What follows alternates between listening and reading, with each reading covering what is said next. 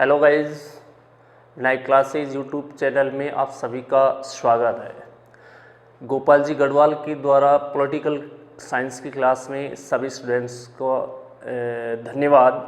कल से आगे वाला जो बिंदु है उस पर चलते हैं तो अपने सामने आ जाता है, उसके बीच में अपना आ जाता है राष्ट्रीय प्रतीक आ जाता है जिसका नाम है राष्ट्रीय ध्वज। अब आप देखेंगे इस राष्ट्रीय ध्वज की हिस्ट्री को, आप देखेंगे इसके बारे में देखेंगे। बहुत बार आपने देखा होगा, बहुत बार एग्जाम में क्वेश्चन आते हैं राष्ट्रीय ध्वज कब, कहाँ, किसके द्वारा पहनाया गया, क्या हुआ, कितने कलर हैं, उसके बाद क्या हुआ। तो सबसे पहले देखेंगे राष्ट्रीय ध्वज की बात करें तो सबसे पहले तिरंगा झंडा, तिरंगे झंडे की, राष्ट्रीय ध्वज तिरंगे झंडे की यदि बात करें तो अपने देश में सबसे पहले तिरंगे झंडे की यदि अपन बात करें तो 1906 में सुरेंद्र नाथ बनर्जी के द्वारा जिस स्थान पे पहनाया गया वो स्थान था कलकत्ता था। पहली बार अपने देश में तिरंगा झंडा है सुरेंद्र नाथ बनर्जी के द्वारा 1906 में कलकत्ता में फहराया गया। इसकी डिजाइन बनाने वाला कौन था? तो इस तिरंगे झंडे की डिजाइन बनाने वाले का नाम था, उस महिला का नाम था सिस्टर निवेदिता थी। सिस्टर निवेदिता के द्वारा इसकी डिजाइन तैयार की गई। लेकिन विदेश की यदि अपन बात करें, अपने देश की सीमाओं के बाहर सर्वप्रथम तिरंगा झंडा कब, कहां और किसके द्वारा पहनाया गया, और ये क्वेश्चन एग्जाम में बार बार आता है। विदेश में सर्वप्रथम तिरंगा झंडा है वो अगस्त 1907 में स्टुटगार्ड जर्मनी, स्टुटगार्ड जो स्थान है वो कहाँ पे है? जर्मनी। इस स्थान पर ये जो तिरंगा झंडा है ये मैडम भिखाजी कामा के द्वारा पहनाया गया। मैडम भिखाजी कामा, मैडम भिखाजी कामा के द्वारा ये तिरंगा झंडा पहनाया गया। इस झंडे की डिजाइन तैयार करने वाला व्यक्ति कौन था? उस व्यक्ति का नाम था वी.डी. सावरकर। वी.डी. सावरकर वो व्यक्ति था जिसने भारतीय राजनीति में सबसे पहले हिंदुत्व शब्द का प्रतिपादन किया। भारतीय राजनीति में हिंदुत्व शब्द का प्रतिपादन करने वाला व्यक्ति कौन था? उसका नाम था वी.डी. सावरकर। हिंदुत्व जो शब्द है वो शब्द है भारतीय जनता पार्टी का सिद्धांत है, यानी बीजेपी जो है उसका आधारभूत सिद्धांत क्या है? हिंदुत्व है। और इस शब्द का प्रतिपादन करने वाला व्यक्ति कौन था? वी.डी. सावरकर था। हमारे देश का वर्तमान जो राष्ट्रीय ध्वज है, इस वर्तमान राष्ट्रीय ध्वज की डिजाइन तैयार करने वाला व्यक्ति कौन था? उसका नाम था पिंगली वेंकैया। पिंगली वेंकैया हैं, आंध्र प्रदेश के रहने वाले थे। और इसके द्वारा ये डिजाइन कब तैयार की गई थी? 1921। भारत का वर्तमान यानी हमारे देश का वर्तमान राष्ट्रीय ध्वज है, इसकी डिजाइन पिंगली वेंकैया के द्वारा 1921 में तैयार की गई। इसकी लंबाई और चौड़ाई का अनुपात कितना है? राष्ट्रीय ध्वज की लंबाई और चौड़ाई का अनुपात 3:2। लेकिन कई बार एग्जाम में पूछ लिया जाता है। पिछली बार पटवारी एग्जाम में पूछा गया था राष्ट्रीय ध्वज की चौड़ाई और लंबाई का अनुपात, चौड़ाई और लंबाई का अनुपात कर दे तो अनुपात क्या हो जाएगा? बदल जाएगा। यानी अनुपात 2 अनुपात कितना हो जाएगा? 3 हो जाएगा। स्टूडेंट क्या करते हैं, जल्दबाजी में है वो रिपीट इसका आंसर 3:2 देते हैं, गलत है। लंबाई और चौड़ाई पूछे तो 3:2, और चौड़ाई और लंबाई का अनुपात पूछे तो अनुपात बदल जाएगा। 2 अनुपात कितना हो जाएगा? 3 हो जाएगा। स्वतंत्रता से पहले राष्ट्रीय ध्वज में किसका निशान था? तो स्वतंत्रता से पहले राष्ट्रीय ध्वज में किसका निशान था? चरखे का निशान था। चरखा स्वावलंबन का प्रतीक है। चरखा किसका प्रतीक है? स्वावलंबन का। चरखा संघ की स्थापना कब हुई? चरखा संघ की स्थापना हुई 1925। इसकी स्थापना करने वाला व्यक्ति कौन था? भारत में चरखा संघ की स्थापना महात्मा गांधी के द्वारा की गई। चरखा संघ का मुख्यालय कहाँ पर रखा गया? चरखा संघ का मुख्यालय पटना। पटना है कहाँ पे? कौन से स्टेट में? बिहार। लेकिन राजस्थान में आपसे पूछ लिया, राजस्थान का एग्जाम दे रहे हैं और आपसे पूछ ले राजस्थान में चरखा संघ का मुख्यालय कहाँ पर है, तो आप बताएंगे राजस्थान में चरखा संघ का मुख्यालय है। तो दोस्तों राजस्थान में चरखा संघ का मुख्यालय कहाँ पर है? अजमेर।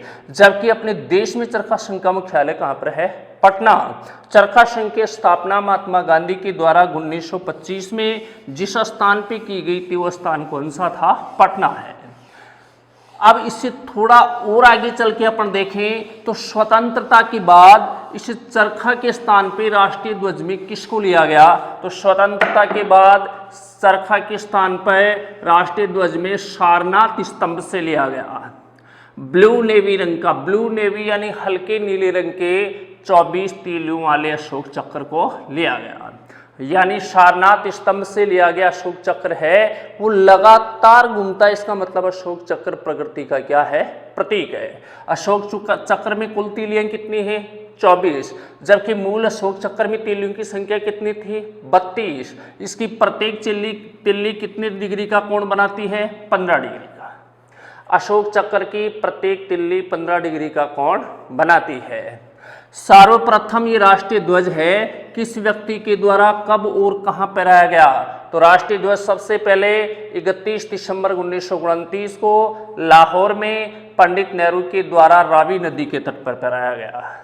राष्ट्रीय ध्वज की यदि अपन बात करें तो राष्ट्रीय ध्वज सबसे पहले 31 दिसंबर 1929 को पंडित जवाहरलाल नेहरू के द्वारा लाहौर में रावी नदी के तट पर फहराया गया था। पंडित नेहरू का इसमें प्रथम वाक्य क्या था, एग्जाम में ये क्वेश्चन भी आ जाता है। पंडित नेहरू का प्रथम वाक्य, तो इसका वाक्य था डेस्टिनी विद ट्रिस्ट, यानी भाग्य वधु से चिर प्रतीक्षित भेंट कहते हैं। डेस्टिनी विद ट्रिस्ट है। पंडित नेहरू ने ये तिरंगा झंडा, ये राष्ट्रीय ध्वज फहराते समय ये पहला स्टेटमेंट दिया। राष्ट्रीय ध्वज में रंग कितने हैं, तो राष्ट्रीय ध्वज में कितने रंग होते हैं, 3 रंग होते हैं। ऊपर वाला कलर कौन सा है, तो ऊपर वाला कलर होता है केसरिया। केसरिया रंग किसका प्रतीक है, तो केसरिया त्याग और बलिदान। केसरिया रंग है त्याग और बलिदान, यानी देश के लिए मर मिटने का प्रतीक है। दूसरा है सफेद, किसका प्रतीक है, शांति का प्रतीक है। तीसरा कलर है हरा, हरा किसका प्रतीक है, समृद्धि और खुशहाली, यानी देश का प्रत्येक नागरिक समृद्ध और क्या होना चाहिए, खुशहाल होना चाहिए।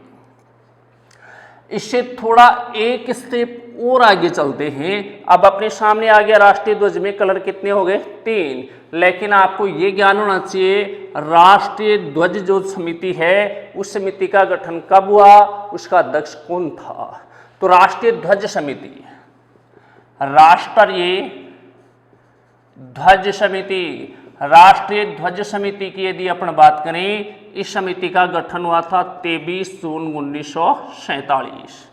23 जून 1947 को इसका गठन हुआ और इस समिति का अध्यक्ष कौन था, इस समिति के अध्यक्ष का नाम था डॉक्टर राजेंद्र प्रसाद। डॉक्टर राजेंद्र प्रसाद को इस राष्ट्रीय ध्वज समिति का क्या बनाया गया, अध्यक्ष बनाया गया।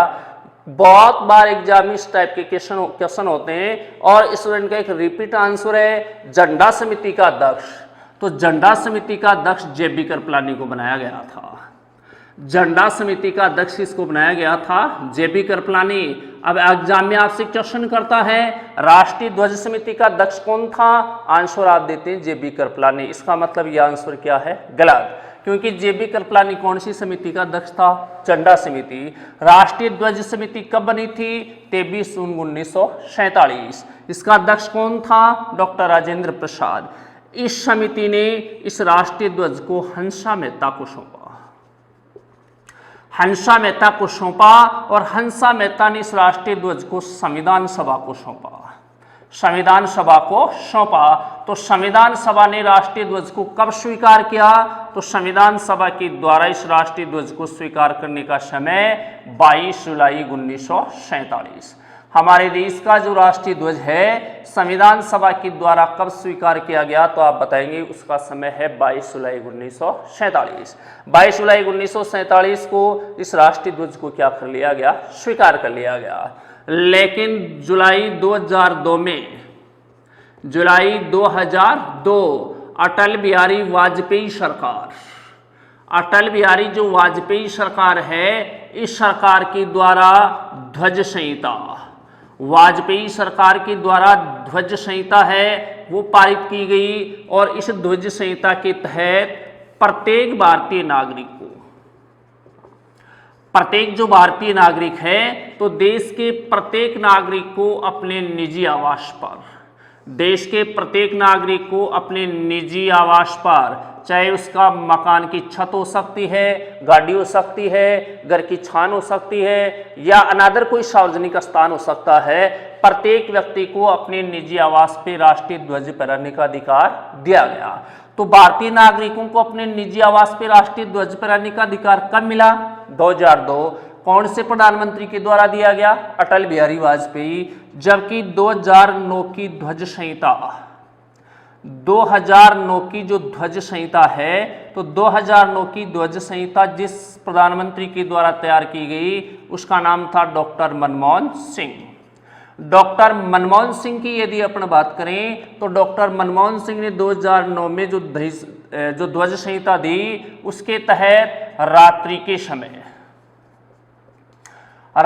के समय रोशनी वाले स्थान के ऊपर राष्ट्रीय ध्वज फहराने की स्वतंत्रता दी गई। 2009 में भारत के नागरिकों को रात के समय राष्ट्रीय ध्वज फहराने की स्वतंत्रता दी गई, लेकिन उस स्थान पे क्या होनी चाहिए? रोशनी होनी चाहिए। रोशनी में राष्ट्रीय ध्वज पहनाया जा सकता है। जबकि 1971 में इंदिरा गांधी सरकार के द्वारा 1971 में इंदिरा गांधी सरकार की यदि अपन बात करें तो इंदिरा गांधी सरकार ने राष्ट्रीय प्रतीक अधिनियम पारित किया और इस अधिनियम के तहत इसका उल्लंघन करने वाला कोई व्यक्ति है उसको दंड दिए जाने का क्या कर दिया? प्रावधान कर दिया गया। इंदिरा गांधी सरकार ने 1971 में राष्ट्रीय प्रतीक अधिनियम पारित करते हुए इन राष्ट्रीय प्रतीकों का उल्लंघन या अपमान करने वाले जो व्यक्ति हैं उनको दंड देने का क्या किया गया? प्रावधान किया गया। दोस्तों, आपको पता होगा हमारे देश का राष्ट्रीय ध्वज सर्वाधिक बार दिल्ली के लाल किले पे फहराने वाले देश के प्रधानमंत्री कौन थे? सबसे ज्यादा बार इसको फहराया उसका नाम था पंडित जवाहरलाल नेहरू। उसने 17 बार दिल्ली के लाल किले पे राष्ट्रीय ध्वज तिरंगा झंडा पहनाया। उससे कम इंदिरा गांधी कितने बार पहनाया? 16 बार। लेकिन एक ऐसा भी प्रधानमंत्री हुआ है जिसको दिल्ली के लाल किले पे राष्ट्रीय ध्वज फहराने का अधिकार नहीं मिला। उस प्रधानमंत्री का नाम था चंद्रशेखर एकमात्र ऐसे प्रधानमंत्री हैं जिसको दिल्ली के लाल किले पे तिरंगा झंडा फहराने का अवसर प्राप्त नहीं हुआ। अब इससे थोड़ा एक स्टेप और आगे लेते हैं तो अपने इसके बीच में आ जाता है अंतरिम सरकार। नाम सुना होगा, बहुत बार पढ़ा होगा और बहुत ही बार इसमें से प्रश्न आते हैं। अंतरिम सरकार का गठन कब हुआ? अंतरिम सरकार में विदेश मंत्री कौन था? अंतरिम सरकार में गृह मंत्री कौन था? अंतरिम सरकार में वित्त मंत्री कौन था? अंतरिम सरकार के सदस्यों को शपथ किसने दिलाई? इसमें कितने सदस्यों को शामिल किया गया? तो अंतरिम सरकार का गठन 2 सितंबर 1946 को अंतरिम सरकार का क्या हुआ? गठन हुआ। अंतरिम सरकार का गठन हुआ 2 सितंबर 1946, जिसका कार्यकाल रहा था 17 अप्रैल 1952 तक। हमारे देश में अंतरिम सरकार ने काम किया था 17 अप्रैल 1952। अंतरिम सरकार की जो सदस्य हैं इनको शपथ दिलाने वाला व्यक्ति कौन था? उस व्यक्ति का नाम था लॉर्ड वेवेल के द्वारा अंतरिम सरकार के सदस्यों को शपथ दिलाई गई थी। अब देखो इसमें ऐसा आ गया, अंतरिम सरकार का गठन 2 सितंबर 1946। कब तक इसने अपने देश में काम किया? 17 अप्रैल 1946 तक काम किया। इसके सदस्यों को शपथ दिलाने वाला व्यक्ति था लॉर्ड वेवेल के नाम से उसको जानते हैं। अंतरिम सरकार का प्रधानमंत्री, यानी अंतरिम सरकार में एक बार देखें कुल कितने सदस्यों को शामिल किया गया। अंतरिम सरकार में कुल शामिल सदस्यों की संख्या कितनी थी? 14। अंतरिम सरकार में कुल 14 सदस्यों को इसमें शामिल किया गया। अंतरिम सरकार का प्रधानमंत्री कौन था? पहला प्रश्न आपसे करता है। प्रधानमंत्री के साथ साथ जो व्यक्ति प्रधानमंत्री था उसे विदेश मंत्री भी बनाया गया था। तो अंतरिम सरकार का प्रधानमंत्री था, उसका नाम था पंडित जवाहरलाल नेहरू था। बहुत बार एग्जाम में ये क्वेश्चन आता है, भारत के प्रथम विदेश मंत्री निम्न में से हैं, तो पहला विदेश मंत्री कौन था? पंडित जवाहरलाल नेहरू। अंतरिम सरकार में भी विदेश मंत्री था, स्वतंत्र भारत का भी पहला विदेश मंत्री था और गणतंत्र भारत का भी पहला क्या था? विदेश मंत्री था। तो प्रधानमंत्री पंडित जवाहरलाल नेहरू अंतरिम सरकार में प्रधानमंत्री और क्या थे? विदेश मंत्री। तो अंतरिम सरकार में गृह मंत्री कौन था? अंतरिम सरकार का जो गृह मंत्री था उसका नाम था सरदार वल्लभ भाई पटेल। सरदार वल्लभ भाई जो पटेल हैं उसे अंतरिम सरकार का क्या बनाया गया? गृह मंत्री बनाया गया। लेकिन अंतरिम सरकार में रक्षा मंत्री कौन था? रक्षा मंत्री का यदि नाम पूछ लिया जाए उसका नाम था बलदेव सिंह। अंतरिम सरकार में रक्षा मंत्री कौन था? बलदेव सिंह। लेकिन अंतरिम सरकार में उद्योग मंत्री कौन था? और ये प्रश्न एसएससी के एग्जाम में पूछा गया था। अंतरिम सरकार में उद्योग मंत्री थे, तो अंतरिम सरकार में जो उद्योग मंत्री थे उसका नाम था जॉन मथाई। जॉन मथाई हैं, वो अंतरिम सरकार में क्या थे? उद्योग मंत्री थे। इससे थोड़ा और आगे बढ़ के अपन पूछ लें, अंतरिम सरकार का वित्त मंत्री कौन था? तो अंतरिम सरकार के वित्त मंत्री का नाम था लियाकत अली खान। लियाकत अली जो खान हैं, वो अंतरिम सरकार का क्या था? वित्त मंत्री था। फिर आपसे क्वेश्चन कर दे, अंतरिम सरकार में रेल मंत्री कौन था? रेल मंत्री किसे बनाया गया? तो अंतरिम सरकार में रेल मंत्री जिसको बनाया गया था उसका नाम था आशफ अली। आशफ अली हैं, उसको अंतरिम सरकार में क्या बनाया गया था? रेल मंत्री बनाया गया। फिर आपसे आगे जाकर के पूछ सकता है, अंतरिम सरकार में कृषि मंत्री कौन था? अंतरिम सरकार में कृषि मंत्री कौन था? उस व्यक्ति का नाम था डॉक्टर राजेंद्र प्रसाद। डॉक्टर राजेंद्र प्रसाद को अंतरिम सरकार में क्या बनाया गया था? कृषि मंत्री बनाया गया। फिर आपसे आगे आखिर की क्वेश्चन कर दिया अगला, अंतरिम सरकार में शिक्षा मंत्री कौन था? तो अंतरिम सरकार में जिसको शिक्षा मंत्री बनाया गया था उस व्यक्ति का नाम था चक्रवर्ती राजगोपालाचारी। चक्रवर्ती राजगोपालाचारी, गोपालाचारी। अंतरिम सरकार में शिक्षा मंत्री था, उसका नाम चक्रवर्ती राजगोपालाचारी था। जबकि स्वतंत्र भारत का पहला शिक्षा मंत्री कौन था? उसका नाम था मौलाना अबुल कलाम आजाद। वो स्वतंत्र भारत का पहला क्या था? शिक्षा मंत्री था। फिर आपसे पूछ ले, अंतरिम सरकार में विधि मंत्री कौन था? अंतरिम सरकार के विधि मंत्री का यदि आपसे नाम पूछ लिया जाए तो अंतरिम सरकार का विधि मंत्री कौन था? उसका नाम था जोगेंद्र नाथ मंडल के नाम से जानते हैं। जोगेंद्र नाथ मंडल हैं, वो अंतरिम सरकार के विधि मंत्री थे। जबकि स्वतंत्र भारत का पहला विधि मंत्री कौन था? उस स्वतंत्र भारत के पहले विधि मंत्री का नाम था डॉक्टर बी.आर. अंबेडकर। यानी डॉक्टर भीमराव अंबेडकर हैं, वो स्वतंत्र भारत का पहला क्या बना था? विधि मंत्री। इस प्रकार इनमें से कुछ मुख्य व्यक्तियों के या पदाधिकारियों के नाम पूछा जा सकता है। अंतरिम सरकार बहुत बार तो ये पूछ लेते हैं, अंतरिम सरकार का गठन 2 सितंबर 1946। कब तक इसने काम किया? 17 अप्रैल 1952। किसके द्वारा शपथ दिलवाई गई? Lord Wavell. टोटल सदस्य कितने थे? 14। अंतरिम सरकार में प्रधानमंत्री और विदेश मंत्री कौन था? पंडित जवाहरलाल नेहरू। गृह मंत्री किसको बनाया गया? सरदार वल्लभ भाई पटेल। रक्षा मंत्री किसको बनाया गया? बलदेव सिंह। उद्योग मंत्री कौन था? ये एग्जाम में पूछा गया एसएससी में। उद्योग मंत्री कौन था? जॉन मथाई। अंतरिम सरकार का वित्त मंत्री कौन था? लियाकत अली खान। रेल मंत्री किसको बनाया गया था? आशफ अली। जबकि अंतरिम सरकार में कृषि मंत्री किसको बनाया गया था? तो अंतरिम सरकार में कृषि मंत्री बनाया गया था डॉक्टर राजेंद्र प्रसाद। अंतरिम सरकार में शिक्षा मंत्री किसको बनाया गया?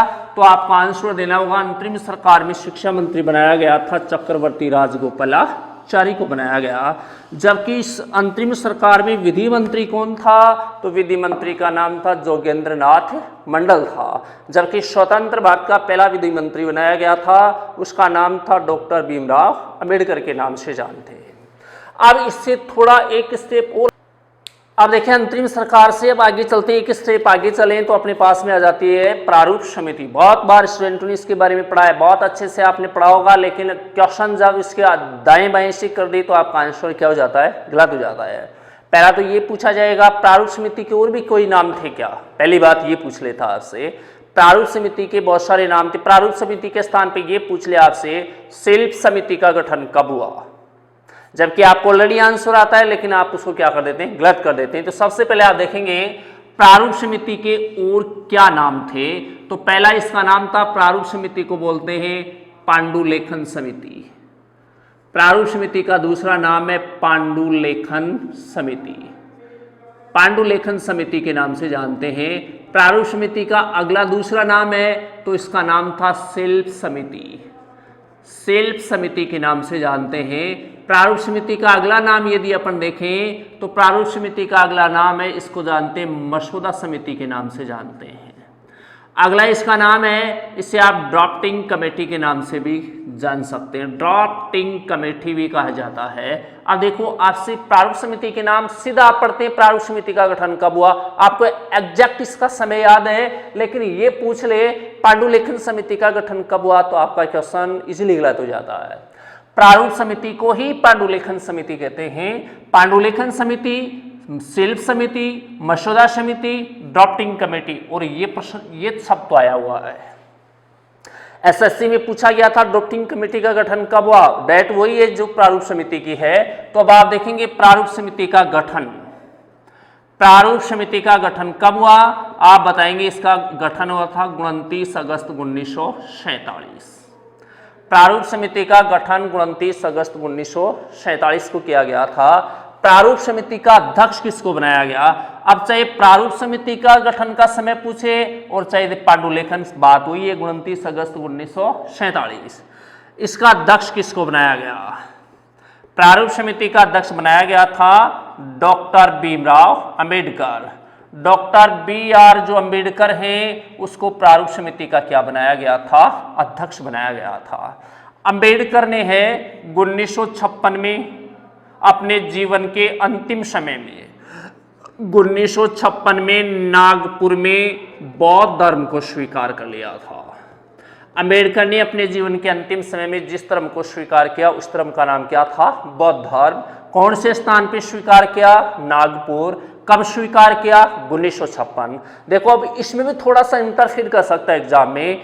डॉक्टर भीमराव अंबेडकर ने अपने जीवन के अंतिम समय में किस धर्म को स्वीकार किया, तो वो धर्म कौन सा था, बौद्ध धर्म। लेकिन क्वेश्चन ऐसा कर दिया जाए अंबेडकर का सर्वाधिक विश्वास कौन सा धर्म में था, तो अंबेडकर का सर्वाधिक विश्वास की बात आ जाए, सबसे ज्यादा विश्वास इसका इस्लाम धर्म में था। सर्वाधिक विश्वास था तो सर्वाधिक विश्वास जिस धर्म में था वो धर्म कौन सा था, इस्लाम था। अंबेडकर कहता था किसी भी धर्म विशेष में जन्म लेना हम सबके बस की बात नहीं, लेकिन हम किस धर्म में मरेंगे यह हमारी इच्छा के ऊपर डिपेंड करता है। तो अंबेडकर ने अंतिम समय में बौद्ध धर्म स्वीकार किया, लेकिन विश्वास कौन से धर्म में था, इस्लाम। कब स्वीकार किया था इसने, 1956। प्रारूप समिति में कुल सदस्य संख्या कितनी थी, प्रारूप समिति की टोटल सदस्य संख्या, तो प्रारूप समिति के टोटल सदस्यों की संख्या कितनी थी, 7। वो कौन कौन से थे, इसको आप ऐसे पढ़ सकते हैं, अम्मी, गोमुखे, अम्मे गोमुखसा खेत ले लो, अम्मे गोमुखसा खेत ले लो। ये प्रारूप समिति के सभी सदस्यों के इसमें क्या आ गए, नाम आ गए। प्रारूप समिति के टोटल सदस्यों की संख्या 7। टोटल सदस्यों के नाम आप देख सकते हैं, अम्मी, गोमुखे, सा, खेत ले लो। अब उसके नाम देखेंगे, पहला है ए का मतलब है अंबेडकर, यानी डॉक्टर भीमराव अंबेडकर जो इसका क्या बनाया गया था, अध्यक्ष। मी का मतलब है मित्र, कौन सा मित्र था, BL मित्र, BL मित्र। गो का मतलब है गोपाल स्वामी अयंगार, गोपाल स्वामी अयंगार के नाम से इसको जानते हैं। अगला है मु यानी मुंशी, कौन सा मुंशी था, KM मुंशी, KM मुंशी के नाम से इसको जानते हैं। के का मतलब है कृष्णा स्वामी अय्यर, कृष्णा स्वामी अय्यर के नाम से इसको जानते हैं। अगला अक्षर है इसमें सा, सा का मतलब सादुल्ला, कौन सा सादुल्ला था, मोहम्मद सादुल्ला के नाम से जानते हैं। अगला अक्षर है खेत, खेत का मतलब खेतान, कौन सा खेतान था, DP खेतान के नाम से जानते हैं। अब आपके सामने सदस्यों के नाम अलग अलग आ गए। प्रारूप समिति के कुल सदस्यों की संख्या 7। सदस्य था डॉक्टर भीमराव अंबेडकर, BL मित्र, तीसरा था गोपाल स्वामी अयंगार, KM मुंशी, कृष्णा स्वामी अय्यर, मोहम्मद सादुल्ला और DP खेतान। अब इसमें पहला प्रश्न ये कर दिया आपसे, प्रारूप समिति में मुस्लिम सदस्य था। अब जिसने नाम पढ़ा डेफिनेटली उसका आंसर देगा, क्योंकि प्रारूप समिति में मुस्लिम सदस्य एक था, उस सदस्य का नाम क्या था, मोहम्मद शादुल्लाह था। फिर आपसे इसी में से क्वेश्चन कर देगा, बहुत सारे क्वेश्चन पुट अप कर देगा, प्रारूप समिति में निधन होने वाला सदस्य कौन था? प्रारूप समिति का ऐसा सदस्य जिसका सदस्य रहते हुए क्या हो गया, निधन हो गया। तो निधन होने वाले सदस्य का नाम क्या था? डीपी खेतान। इसके निधन होने के बाद इसके स्थान पे कौन से सदस्य को लिया गया? उस सदस्य का नाम था टीटी कृष्णाचारी। फिर एक प्रश्न आपके लिए वो तो खड़ा रखेगा, डीपी खेतान का निधन होने के बाद उसके स्थान पे प्रारूप समिति में किस सदस्य को लिया गया? टीटी कृष्णाचारी था। इसमें एक ऐसा सदस्य था जिसने अपने स्वास्थ्य के कारण से पद से क्या कर दिया? त्यागपत्र दे दिया, यानी बीमार होने की वजह से त्यागपत्र दिया। और इसके स्थान पे इसमें किसको लिया गया? तो उस व्यक्ति का नाम था एन माधव राव। एन माधव राव के नाम से जानते हैं, जो किसके स्थान पे लिया गया था? बेल मित्र के स्थान पे लिया गया। देखो इसमें बहुत सारे क्वेश्चन आपके सामने वो रखेगा, दोबारा से एक बार देख लें। प्रारूप समिति के अन्य नाम क्या है? उसको बोलते हैं पांडुलिखन समिति, शिल्प समिति, मसौदा समिति, ड्राफ्टिंग कमेटी के नाम से जानते हैं। प्रारूप समिति का गठन कब हुआ? 29 अगस्त 1947 को हुआ। इसमें उसका अध्यक्ष इसको बनाया गया डॉक्टर भीमराव अंबेडकर, जो स्वतंत्रवाद का पहला विधि मंत्री था। 1956 में अंबेडकर ने नागपुर में बौद्ध धर्म को स्वीकार कर लिया था, लेकिन अंबेडकर का विश्वास जिस तरफ में सबसे ज्यादा था वो धर्म कौन सा था? इस्लाम था। इसमें कुल सदस्य कितने थे? 7, जिसके नाम है आपके सामने अम्मी गोमुख साखेत ले लो। ए का मतलब अंबेडकर, मी का मतलब मित्र। कौन सा मित्र था? बीएल मित्र। ये बीमार होने के कारण इसने अपने पद से क्या कर दिया? त्यागपत्र दिया। तो इसके स्थान पे कौन सा सदस्य आ गया? एन माधव राव।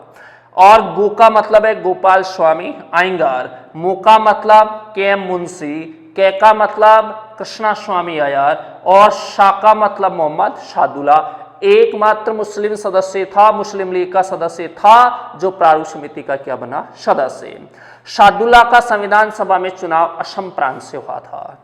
खेत का मतलब है डीपी खेतान। डीपी खेतान का 1948 में क्या हो गया? निधन हो गया।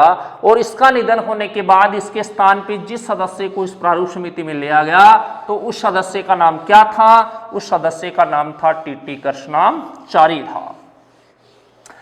अब इससे थोड़ा और आगे चलें तो आपसे पूछेगा प्रारूप समिति की कुल कितनी बैठक हुई?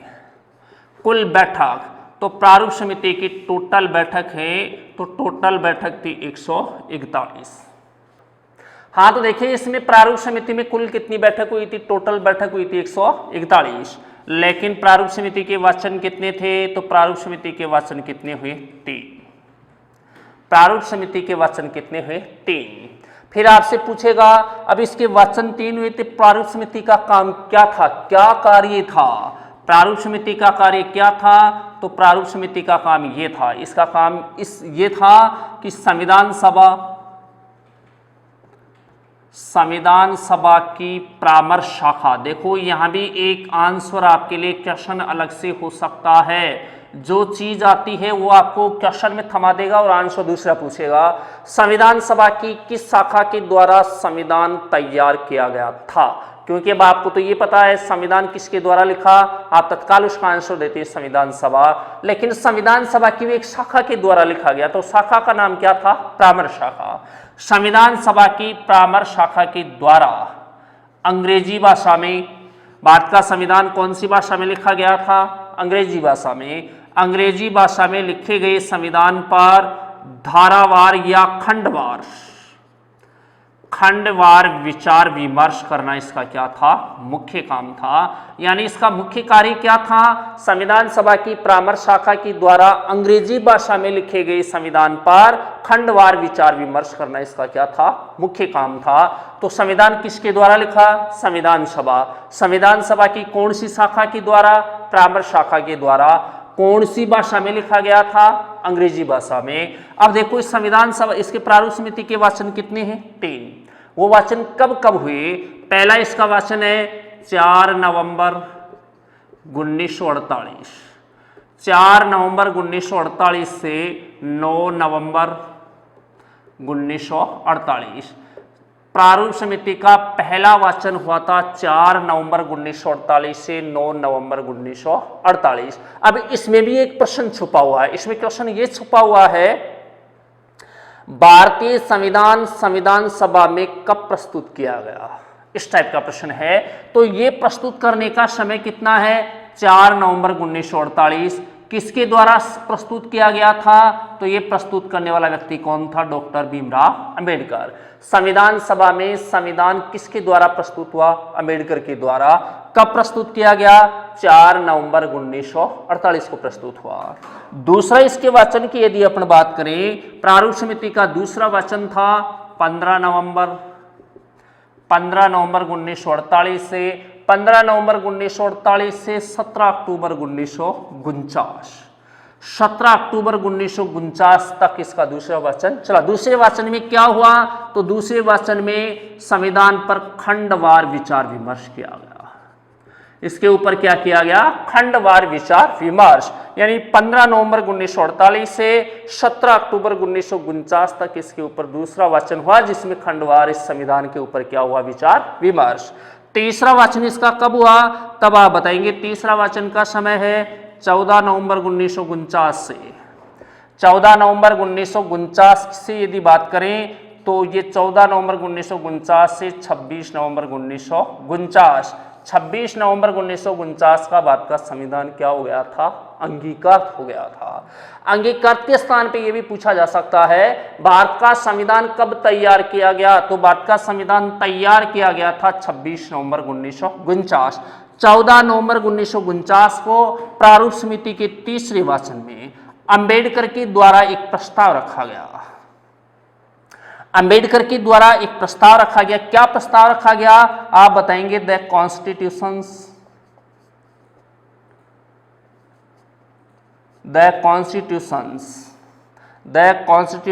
एज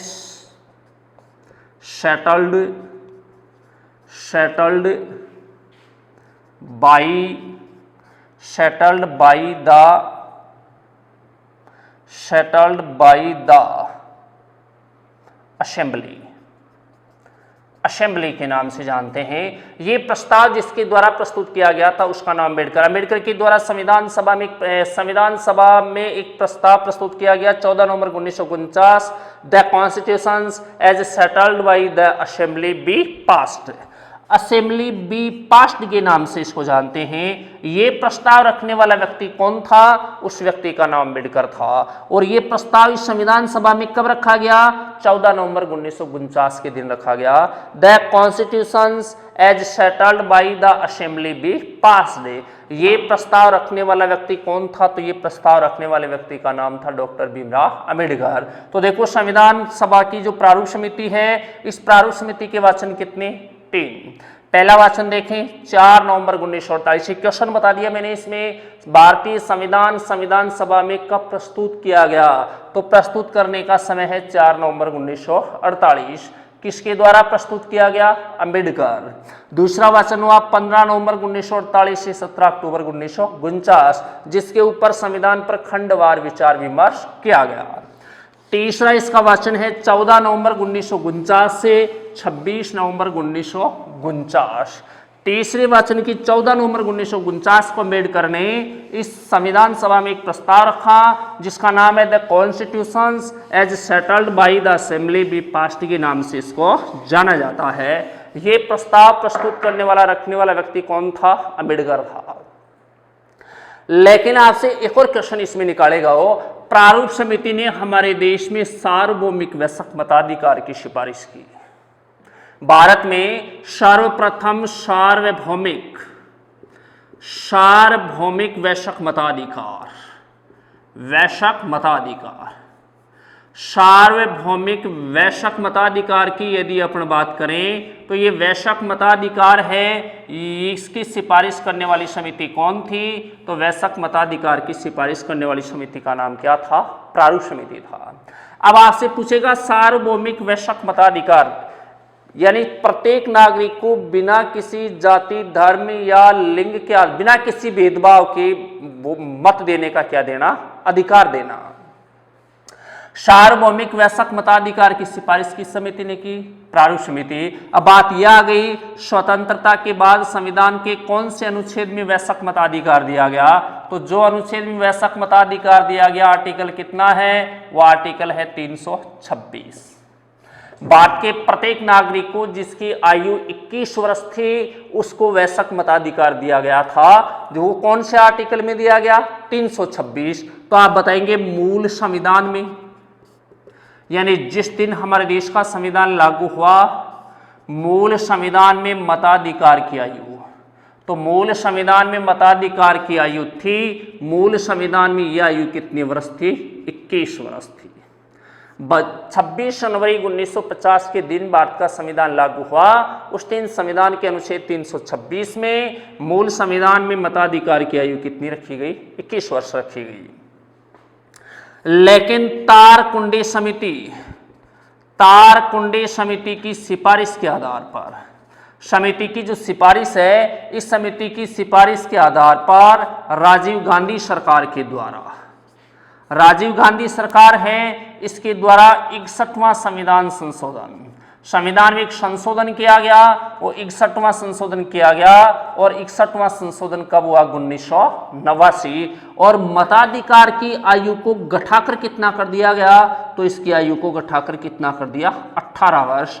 वर्तमान में भारत में, हमारे देश में वोट देने की आयु कितनी है? तो वोट देने की आयु कितनी है? 18 वर्ष। अब इसमें भी 3-4 एंगल हो गया आपके लिए। वयस्क मताधिकार भारतीय नागरिकों को कौन से अनुच्छेद में दिया गया? 326। मूल संविधान में मताधिकार की आयु कितनी थी? 21 वर्ष थी। वर्तमान में मताधिकार की आयु कितनी वर्ष है? 18 वर्ष है। 21 वर्ष से घटाकर 18 वर्ष कौन से प्रधानमंत्री के द्वारा की गई? राजीव गांधी था। राजीव गांधी सरकार ने संविधान में कौन सा संशोधन किया? 61वां संशोधन 1989 में किया। लेकिन यह आयु कम करने की सिफारिश करने वाली जो समिति वो कौन थी? तारकुंडी समिति थी। अब इससे एक और बात पूछे, विश्व में सर्वप्रथम, विश्व की यदि बात आ जाए, विश्व में सर्वप्रथम वयस्क मताधिकार, विश्व में सर्वप्रथम वयस्क मताधिकार की यदि अपन बात करें तो विश्व में सर्वप्रथम वयस्क मताधिकार 1893 में जिस देश के नागरिकों को दिया गया वो देश कौन सा था? न्यूजीलैंड। विश्व में सबसे पहले वयस्क मताधिकार जिस देश के नागरिकों को मिला वो देश कौन सा है? न्यूजीलैंड था। न्यूजीलैंड के नागरिकों को ये अधिकार कब दिया गया था? 1893 में दिया गया।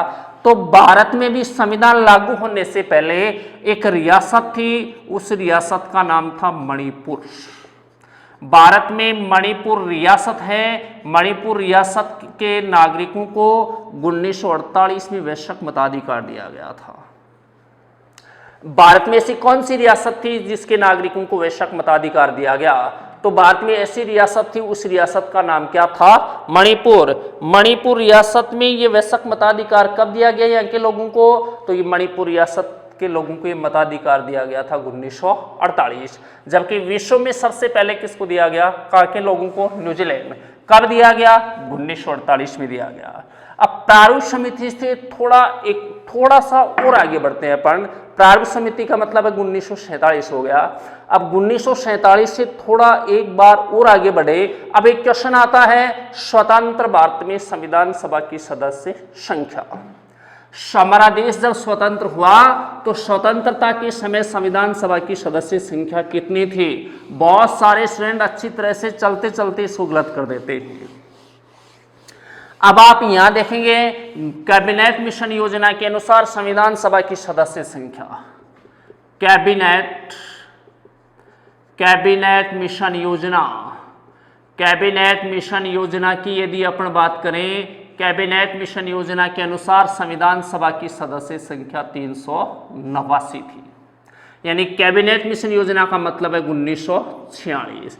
फिर आपसे पूछेगा 3 जून 1947 की योजना के अनुसार, 3 जून 1947 की योजना के अनुसार भारतीय संविधान सभा की सदस्य संख्या कितनी हुई? 324 हुई। फिर आपसे पूछेगा स्वतंत्र भारत जिसको आप ये भी कह सकते हैं अक्टूबर 1947 की योजना के अनुसार भारतीय संविधान सभा की सदस्य संख्या कितनी थी? तो ये भारतीय संविधान सभा की सदस्य संख्या कितनी थी? 299। अब इसमें से क्वेश्चन दो एंगल बहुत ही अच्छी तरह से आपके सामने रखेगा। वो पहला एंगल आपको कन्फर्म याद है, कैबिनेट मिशन योजना के अनुसार कैबिनेट भारतीय संविधान सभा की सदस्य संख्या, तो कैबिनेट मिशन योजना के अनुसार 389। लेकिन क्वेश्चन ऐसे कर दिया आपसे, स्वतंत्र भारत में संविधान सभा की सदस्य संख्या थी? तो स्वतंत्र भारत में संविधान सभा की सदस्य संख्या 389 नहीं थी, वो सदस्य संख्या कितनी थी? 299। क्योंकि भारत और पाकिस्तान का विभाजन होने के कारण संविधान सभा के कुछ सदस्य पाकिस्तान में चले गए, इसलिए इसकी संख्या घटकर कितनी रहेगी? 299। 299 में से आप देखेंगे ब्रिटिश प्रांतों की बात करें तो ब्रिटिश प्रांत मैंने आपको पहले ही बता रहे हैं भारत में कितने हैं? 11। यहाँ सदस्य संख्या कितनी थी? 229 ब्रिटिश प्रांतों की, जबकि देशी रियासतों की सदस्य संख्या यहाँ कितनी रखी गई? 70। इस प्रकार स्वतंत्र भारत में संविधान सभा की सदस्य संख्या कितनी है? 299। लेकिन इस संविधान सभा में कुछ स्थान आरक्षित थे। वो आरक्षित स्थान कैसे थे? अब आप ये भी देखें, आरक्षित स्थान रखे गए थे। अब इनमें से भी क्वेश्चन आ सकता है। आरक्षित स्थान जैसे नेपाली, संविधान सभा में नेपाली सदस्य संख्या कितनी थी? 1। नेपाली कितने थे? 1 थे। फिर आपसे पूछेगा संविधान सभा में पारसी कितने थे? तो पारसी कितने थे? 3। फिर आपसे पूछेगा संविधान सभा में एंग्लो इंडियन कितने थे? एंग्लो इंडियन के नाम से, तो यहाँ संविधान सभा में एंग्लो इंडियन समुदाय की सदस्य संख्या कितनी थी? 3। और ये संख्या आपको बेहद कंफ्यूज करती है। संविधान सभा की यदि बात आ जाए तो संविधान सभा में एंग्लो इंडियन संख्या कितनी है? 3। लेकिन ये पूछ ले लोकसभा में एंग्लो इंडियन कितनी है? कितनी? 2। फिर इसके साथ आपसे ये पूछ ले विधानसभा में एंग्लो इंडियन, तो विधानसभा में एंग्लो इंडियन कितनी है? 1। एक प्रश्न के 3 एंगल हो गए। किसी राज्य की विधानसभा में एंग्लो इंडियन कितने हो सकते हैं? 1। किसी राज्य की विधानसभा में 2। लेकिन संविधान सभा में कितने थे? लोकसभा में 2, विधानसभा में 1 और संविधान सभा में कितने? 3। हाल ही में नरेंद्र मोदी सरकार ने इन एंग्लो इंडियन समुदाय की सदस्य संख्या को लोकसभा से समाप्त करने वाला प्रस्ताव क्या कर दिया है? पारित कर दिया है। लेकिन एंगल के कितने हो गए इसमें? 3। संविधान सभा में एंग्लो इंडियन पूछ ले तो संविधान सभा में उसकी संख्या कितनी थी? 3। आपसे पूछेगा सिख समुदाय की सदस्य संख्या कितनी थी? 5। संविधान सभा में सिख कितने थे? 5। फिर आपसे पूछेगा पिछड़ी जाति की सदस्य संख्या कितनी थी? तो संविधान सभा में पिछड़ी जाति के कितने? 5। फिर आपसे पूछेगा ईसाई कितने हैं थे संविधान सभा में? तो ईसाइयों की संख्या कितनी थी? 7। संविधान सभा में फिर आपसे पूछेगा राजस्थान की सदस्य संख्या। राजस्थान की सदस्य संख्या संविधान सभा में कितनी? 13। फिर आपसे पूछेगा संविधान सभा में महिला सदस्य कितनी थी? तो महिला सदस्यों की संख्या कितनी थी? 15। फिर आपसे पूछेगा संविधान सभा में मुस्लिम सदस्यों की संख्या, तो मुस्लिम सदस्यों के लिए कितनी सदस्य संख्या थी? 31। फिर आपसे पूछेगा अनुसूचित जाति की सदस्य संख्या, तो वो संविधान सभा में कितनी थी? 33 थी। यानी ये संख्या में से कुछ ऐसी संख्याएं जो आपसे पूछ सकता है। संविधान सभा में महिला सदस्य संख्या 15, राजस्थान की कितनी? 13, ईसाई कितने? 7, पिछड़ी जाति कितने? 5, सिख कितने? 5, एंग्लो इंडियन कितने? 3, पारसी कितने? 3, नेपाली कितने? 1, मुस्लिम कितने? 31। अनुसूचित जाति के कितने सदस्य थे? तो अनुसूचित जाति के सदस्यों की संख्या कितनी थी? 33 थी। तो बोलो स्वतंत्र भारत में इसकी संविधान सभा की सदस्य संख्या 389 नहीं थी, बल्कि कितनी थी? 299। अक्टूबर 1947 की योजना के अनुसार ये सदस्य संख्या कितनी थी? 200 कितनी हो गई? 99 हो गई। अब इससे एक स्टेप और आगे लेंगे, और आगे लेते हैं तो आपके सामने आ जाती है भारतीय संविधान की प्रस्तावना। आपने बहुत अच्छी तरह से पढ़ा होगा इस प्रस्तावना के बारे में। भारतीय संविधान की प्रस्तावना, भारतीय संविधान की प्रस्तावना को ही इसकी उद्देशिका कहते हैं।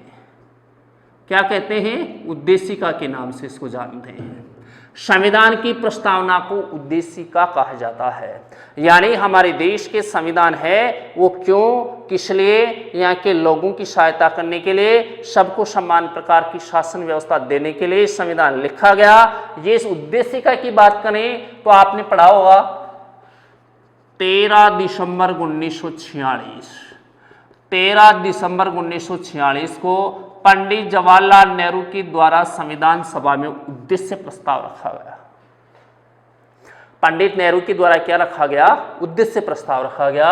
और उस उद्देश्य प्रस्ताव है, वो उद्देश्य प्रस्ताव ही हमारे देश के संविधान की क्या है, प्रस्तावना। तो भारतीय संविधान की प्रस्तावना का जनक किसको कहते हैं, तो यदि जनक की यदि बात करें तो जनक है पंडित जवाहरलाल नेहरू। पंडित जवाहरलाल नेहरू को भारतीय संविधान की प्रस्तावना का क्या कहा जाता है, जनक। भारतीय संविधान की प्रस्तावना कौन से देश के संविधान से ली गई दोस्तों, तो उस देश का नाम क्या है, अमेरिका। भारतीय संविधान की प्रस्तावना कौन से देश से ली गई, अमेरिका। लेकिन इसकी भाषा शैली कौन से देश से ली गई, तो भारतीय संविधान की प्रस्तावना है, इसकी भाषा शैली जिस देश के संविधान से ली गई वो देश कौन सा है, ऑस्ट्रेलिया है। अब देखो कन्फर्म हो गई, दो बात होगी आपके सामने। आप कई बार एक ही चीज को रट देते हैं, भारतीय संविधान की प्रस्तावना अमेरिका के संविधान से ले गई, लेकिन अगले ने ये पूछ ले भारतीय संविधान की भाषा शैली कौन से देश के संविधान से प्रभावित है, तो भारतीय संविधान की भाषा शैली है वो ऑस्ट्रेलिया के संविधान से क्या है, प्रभावित है। भाषा शैली ऑस्ट्रेलिया हो गई, जबकि अपन बात करें कौन से देश से ली गई, तो देश कौन सा हो गया, अमेरिका हो गया।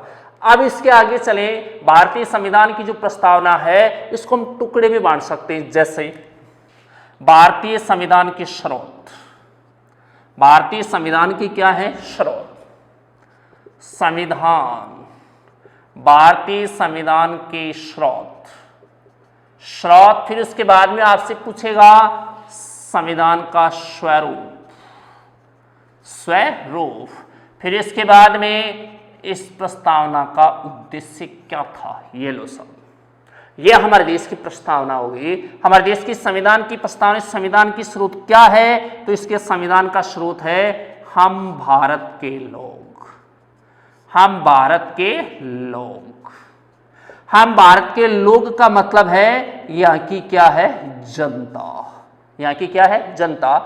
प्रशासनिक दृष्टि से यदि अपन देखें हमारे देश में सर्वोच्च स्थान पे कौन है, तो प्रशासनिक दृष्टि से कौन हो गया, संविधान।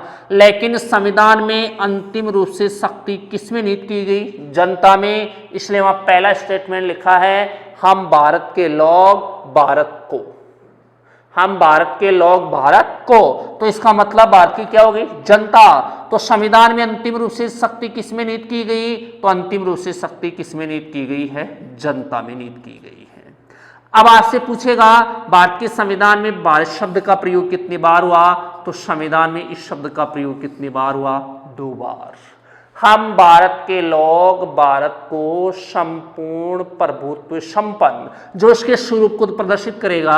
अब स्वरूप में देखेंगे संपूर्ण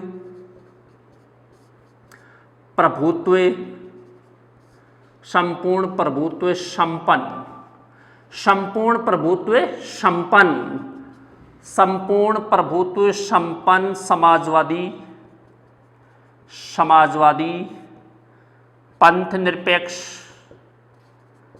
पंथ निरपेक्ष, पंथ निरपेक्ष, लोकतांत्रिक, लोकतांत्रिक गणराज्य, लोकतांत्रिक गणराज्य बनाने का प्रयास करेंगे। यानी संविधान के स्वरूप, तो संविधान का स्वरूप देखो अपनी प्रस्तावना में स्वरूप क्या दिखाया गया है, हमारा देश है संपूर्ण प्रभुत्व संपन्न। यानी हमारा देश आंतरिक और बाहरी दोनों रूपों में क्या है, स्वतंत्र। किसी दूसरे देश का इसके ऊपर क्या नहीं है, प्रभाव नहीं है। दूसरा शब्द देखेंगे इसको अब क्या है, समाजवाद। समाजवाद, ये जो समाजवाद है ये यूरोप महाद्वीप की ओर जाना पड़ेगा, यानी ये समाजवाद है कार्ल मार्क्स के द्वारा स्टार्ट किया गया। आपने पढ़ा होगा 1917 की रूस की क्रांति ने दुनिया को एक नया शब्द दिया था, उस शब्द का नाम क्या था? समाजवाद था। तो समाजवाद है यूरोप महाद्वीप में समाजवाद वृक्ष संघर्ष पर आधारित था, जबकि हमारे देश में समाजवाद, कौन सा समाजवाद को अपनाया गया? तो गांधीवादी समाजवाद। गांधीवादी जो समाजवाद है, इस समाजवाद को क्या किया गया था? अपनाया गया। एक प्रश्न आया हुआ है, पंडित जवाहरलाल नेहरू कौन से समाजवाद के समर्थक थे? ऐसा क्वेश्चन एग्जाम में आया हुआ है। तो पंडित नेहरू की बात करें, पंडित नेहरू हैं वो लोकतांत्रिक समाजवाद के क्या थे? समर्थक। लोकतांत्रिक जो समाजवाद है उस समाजवाद के क्या है? समर्थक। लोकतांत्रिक समाजवाद यानी समाज के अमीर और गरीब सभी वर्ग क्या है? समान है। तीसरा देखेंगे पंथ निरपेक्ष, राज्य का कोई धर्म विशेष नहीं होगा। चौथा शब्द है लोकतांत्रिक, राजनीति में सभी व्यक्तियों को भाग लेने के समान अवसर प्राप्त होंगे। अगला है गणराज्य, देश का मुखिया है वो वंशानुगत नहीं होगा बट जनता के द्वारा चुने हुए प्रतिनिधियों के द्वारा चुना जाएगा। तो देखो कई बार इसके स्वरूप में से प्रश्न आ जाता है, वो आपसे पूछता है निम्न शब्दों को क्रमबद्ध रूप से व्यवस्थित करें, तो इसका क्रमबद्ध रूप ये हो गया, हम भारत के लोग भारत को संपूर्ण प्रभुत्व संपन्न समाजवादी पंथ निरपेक्ष लोकतांत्रिक गणराज्य बनाने का प्रयास करेंगे। अब आपसे पूछ रहे इस प्रस्तावना के उद्देश्य क्या थे? तो इसका पहला उद्देश्य था न्याय। आपने पढ़ा होगा प्रस्तावना में प्रत्येक व्यक्ति को समान रूप से न्याय दिए जाने का प्रोसेस किया गया। तो प्रस्तावना में न्याय कितनी प्रकार की है? तो प्रस्तावना में न्याय 3 प्रकार की है। सामाजिक न्याय, सामाजिक न्याय, सामाजिक न्याय के साथ दूसरी है आर्थिक न्याय, आर्थिक न्याय के साथ तीसरी न्याय है राजनीतिक न्याय है।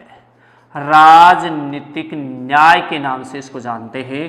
प्रस्तावना में प्रत्येक व्यक्ति को न्याय देने का प्रोसेस रखा गया, सामाजिक आर्थिक राजनीतिक न्याय। फिर आपसे ये भी क्वेश्चन भी हो सकता है, इसमें क्वेश्चन पुट अप कर देगा, संविधान की प्रस्तावना में निम्न में से किस न्याय को स्थान नहीं दिया गया? तो आप बताएंगे सामाजिक आर्थिक राजनीतिक इसको दिया गया। अगला डाल सकता है सांस्कृतिक, सांस्कृतिक को नहीं दिया गया। दूसरा इसमें है उद्देश्य स्वतंत्रता, देश के प्रत्येक नागरिक को स्वतंत्रता दी जाएगी, लेकिन यह स्वतंत्रता के प्रकार अलग अलग हैं। पहली स्वतंत्रता है विचार, दूसरी स्वतंत्रता है अभिव्यक्ति। अभिव्यक्ति, अब देखो आधे से ज्यादा स्टूडेंट विचार अभिव्यक्ति को एक ही मानते हैं। विचार का मतलब होता है किसी के प्रति क्या सोचते हैं, वो हमारा विचार है। अभिव्यक्ति का मतलब होता है बोलना, हम क्या बोलते हैं। आप क्लासमेट के प्रति क्या सोच सकते हैं, माँ बाप के प्रति क्या सोच रखते हैं, आप देश के प्रति क्या सोच रखते हैं, पड़ोस के प्रति क्या सोच रखते हैं, ये आपका विचार है। आप क्या बोलते हैं, ये अभिव्यक्ति है। विचार अभिव्यक्ति। नंबर 3 विश्वास, विश्वास। नंबर 4 धर्म और नंबर 5 उपासना, उपासना के नाम से जानते हैं। तो प्रस्तावना में स्वतंत्रता कितनी प्रकार की होगी? 5, विचार अभिव्यक्ति विश्वास धर्म और उपासना। तीसरे शब्द की यदि अपन बात करें, तीसरा शब्द इसमें वो जोड़ देता है देश की एकता व अखंडता, एकता व अखंडता, यानी देश की एकता व अखंडता को बनाए रखने का क्या करेंगे? प्रयास करेंगे। चौथा शब्द है व्यक्ति की गरिमा, प्रत्येक व्यक्ति को मर्यादा या मान मर्यादा पूर्ण जीवन जीने का क्या दिया जाएगा? अधिकार। पांचवा शब्द इसमें डला हुआ है समता, समता का मतलब है सभी क्या है? समान। छठा शब्द इसमें डला हुआ है, उसका नाम है बंधुता, उसका नाम क्या है? बंधुता। अब देखो प्रस्तावना को इजीली आप इसको समझ गए। एक बार दोबारा देखें, प्रस्तावना है, इसका जनक कौन था? पंडित जवाहरलाल नेहरू। प्रस्तावना उद्देश्य जो प्रस्ताव था वही संविधान की प्रस्तावना बनी। तो उद्देश्य प्रस्ताव किसने रखा? पंडित नेहरू। कब रखा? 13 दिसंबर 1946। प्रस्तावना कौन से देश के संविधान से ली गई? अमेरिका। इसकी भाषा शैली पे कौन से देश का प्रभाव है? ऑस्ट्रेलिया का प्रभाव है। अब आपसे पूछेगा प्रस्तावना है उसमें संविधान के क्या है? स्रोत। तो संविधान का स्रोत क्या है? हम भारत के लोग, हम भारत के लोग यानी संविधान में अंतिम रूप से शक्ति किसमें निहित की गई? जनता में निहित की गई है।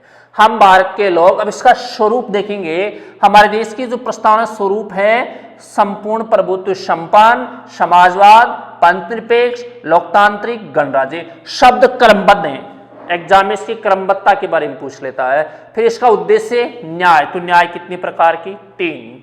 सामाजिक, आर्थिक, राजनीतिक। स्वतंत्रता कितने प्रकार की? 5। विचार, अभिव्यक्ति, विश्वास, धर्म, उपासना, एकता व अखंडता, व्यक्ति की गरिमा, समता यानी समानता, और बंधुता का मतलब है भाईचारा। अब आपसे आगे इसमें क्वेश्चन और पूछेगा, संविधान की प्रस्तावना में अब तक कितने बार संशोधन हुआ? तो प्रस्तावना में संशोधन कितने बार हुआ? सबसे पहले इसमें 2 वाद हैं, इनके बारे में देखेंगे। पहला है बेरूबाड़ी संघवाद, बेरूबाड़ी संघवाद 1960। दूसरा था केशवानंद बनाम केरल राज्य विवाद, केशवानंद बनाम केरल राज्य विवाद 1973। बेरूबाड़ी बनाम संघ जो विवाद 1960 में हुआ, इस विवाद में संविधान की प्रस्तावना में संशोधन करने का अधिकार पार्लियामेंट को नहीं दिया गया, यानी इसमें किसी को भी संशोधन करने का अधिकार नहीं है। जबकि केशवानंद बनाम केरल राज्य विवाद 1973 में इस प्रस्तावना में संशोधन करने का अधिकार किसको दिया गया? संसद को दिया गया। कितने बार अब तक इसमें संशोधन हो गया? 1 बार। ये क्वेश्चन आ जाता है एग्जाम में, प्रस्तावना में अब तक कितने बार संशोधन हुआ? 1 बार। कब हुआ? तो आप बताएंगे 42वां संशोधन, 42वां संशोधन 1976। देश का प्रधानमंत्री कौन थी इस समय? इंदिरा गांधी इस समय प्रधानमंत्री थी। इंदिरा गांधी की समय संविधान में संशोधन किया गया, और कितने शब्द जोड़े गए? 3 शब्द जोड़े गए। पहला शब्द जोड़ा गया, उसका नाम था अखंडता, अखंडता। दूसरा शब्द जोड़ा गया पंथ निरपेक्षता, और तीसरा शब्द जो जोड़ा गया उस शब्द का नाम था समाजवाद। यानी भारतीय संविधान की प्रस्तावना में अब तक कितने बार संशोधन हुआ? तो अब तक कितने बार संशोधन हुआ? 1 बार। कब हुआ? 42वां संशोधन 1976। कितने नए शब्द जोड़े गए? 3 नए शब्द जोड़े गए। शब्दों के नाम क्या क्या हैं? अखंडता, पंथ निरपेक्षता और समाजवाद। भारतीय संविधान की जो प्रस्तावना है, इसे संविधान सभा के द्वारा कब स्वीकार किया गया? अक्टूबर 1948 में संविधान सभा के द्वारा इसको क्या कर लिया? स्वीकार। संविधान सभा की द्वारा यानी 17 अक्टूबर 1948 को इसको क्या कर लिया? स्वीकार। आज के लिए सभी स्टूडेंट्सों को इस पॉलिटिकल साइंस की क्लास के लिए क्या है? धन्यवाद। और अगली क्लास कल फिर इसी टाइम पर लेके उपस्थित होंगे। जब तक के लिए धन्यवाद।